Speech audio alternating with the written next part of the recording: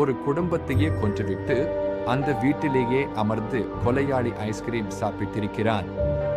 ஜப்பானையே உலுக்கிய அந்த ஒரு இரவு. என்ன நடந்தது? டிசம்பர் 31, 2000.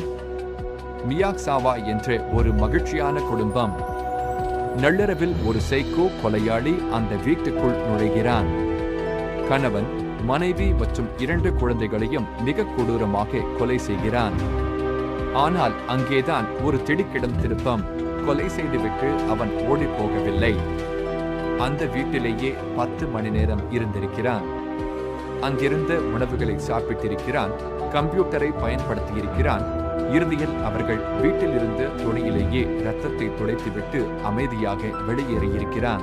600 மைனஸ்க்கும் மேற்பட்ட தடயங்கள் கிடைத்தும் 20 வருடம் ஆகியும் அந்த சைக்கோ யார் என்று இன்று வரை தெரியவில்லை. அந்த கொலையாளி இப்போதும் உங்கள் பக்கத்தில் இருக்கலாம். இது போன்ற கொடூரமான கதைகளுக்கு இப்போதே சப்ஸ்கிரைப் பண்ணுங்க.